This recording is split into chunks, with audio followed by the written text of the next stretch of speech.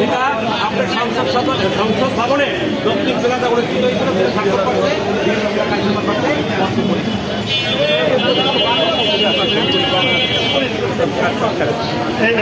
একটা কথা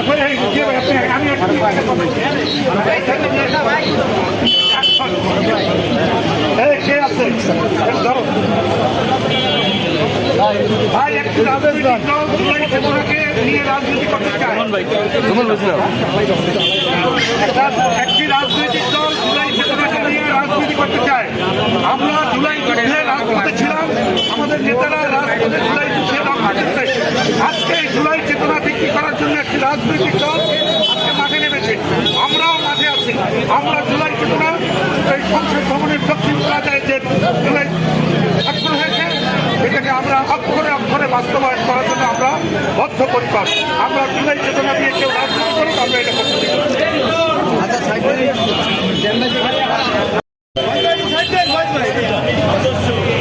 আমি জনগণ আমার ছবি চলবে না, আমরা লাইভ নিতেছি লাইভ।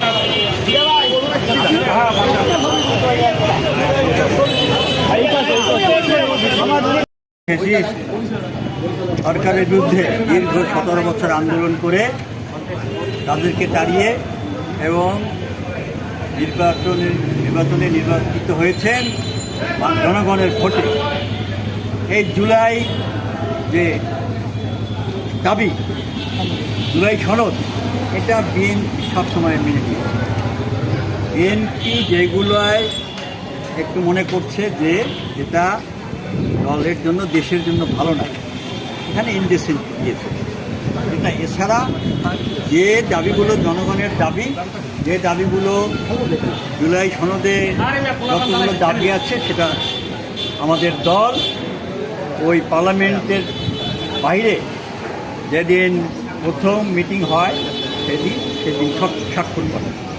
কাজেই জুলাই সনদে কিছু অসঙ্গতি আছে, সেখানে বিএনপি বলছে না, এটা আমরা করি না। এখন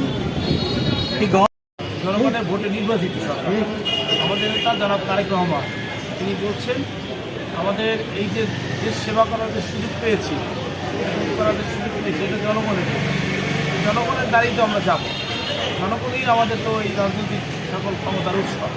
এখন বিশেষ মিডিয়া 12ই ফেব্রুয়ারি আমাদের জাতীয় নির্বাচন সম্পন্ন হয়েছে, সেখানে গণভোট হয়েছে। গণভোটের মধ্যে 4টে প্রশ্ন ছিল। যে প্রশ্ন এটা হলো জুলাই সনদের 18 এবং 19 নম্বর অনুচ্ছেদের পরিপন্থী এবং প্রতারণামূলক। বিএনপি 100 আসন বিশিষ্ট উচ্চকক্ষ করতে চায়, কিন্তু সেটা প্রক্রিয়াটা কী হবে সে ব্যাপারে বিএনপি জুলাই সনদের নোট অফ ডিসেন্ট দিয়েছে। আমি সংক্ষেপে যেটা বলতে চাই, বিএনপি বলেছে যে সংসদে সংখ্যার অনুপাতে ওখানে 100% উচ্চকক্ষ গঠিত হবে। এখন সেটা আমরা আমাদের নির্বাচনী ইশতেহারে ছিল, জনগণ আমাদেরকে ভোট দিয়েছে, সেই ইশতেহার অনুসারে অর্থাৎ জনগণ এটাই রায় দিয়েছে। তা আমরা তো সংসদে আমাদের যে সংখ্যাগরিষ্ঠ হিসেবে প্রকৌশল অনুসারে যেভাবে হবে সেভাবে দিতে হবে। এখন সেটা নিয়ে তারা অপব্যাখ্যা করছে। জুলাই সনদ বাস্তবায়ন বিএনপি অক্ষর অক্ষর করতে চায়, এটা করতে চায় না গুপ্ত বাহিনী, এরা করতে চায় না যারা দেশের বিশৃঙ্খলা চায়। তারা জুলাই সনদের কোনো কিছুই পালন করে না।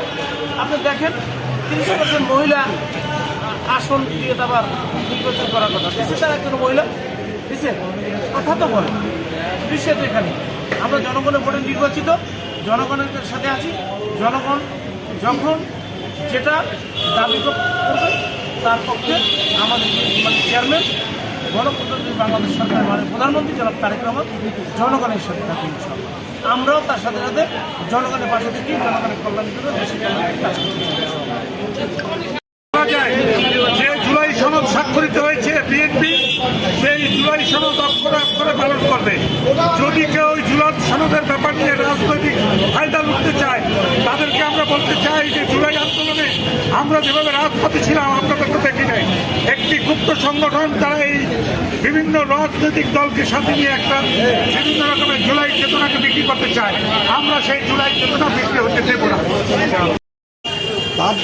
তারা যেটা এই জুলাই সনদ সম্বন্ধে যা বলবে সেটা এই পার্লামেন্টে সিদ্ধান্ত হবে।